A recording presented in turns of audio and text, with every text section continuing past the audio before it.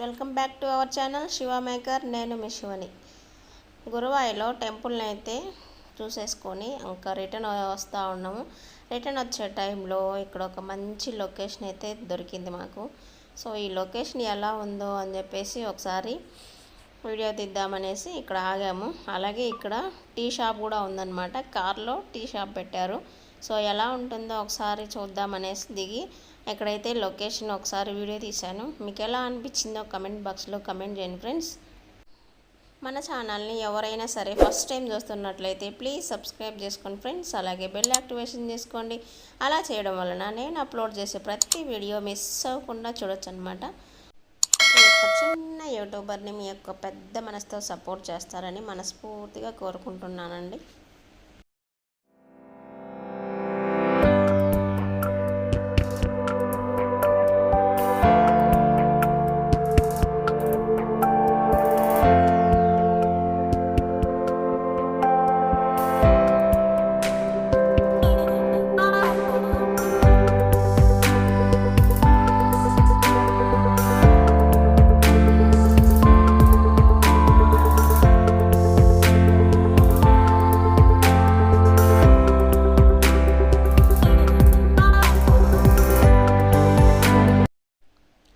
అలాగే coffee shop పక్కలోనే ఒక చిన్న బేకరీ అయితే ఉందండి.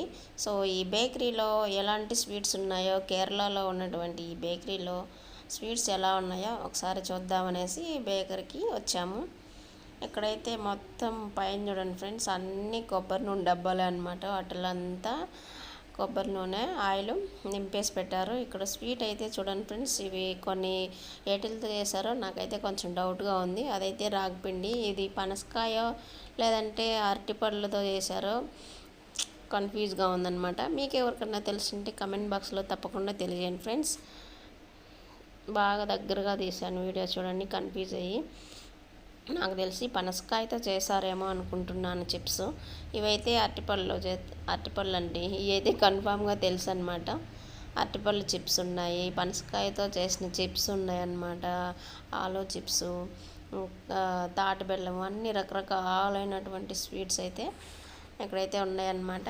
మా వాళ్ళకి హల్వా కావాలని చెప్పేసి ఇక్కడికైతే వచ్చారు.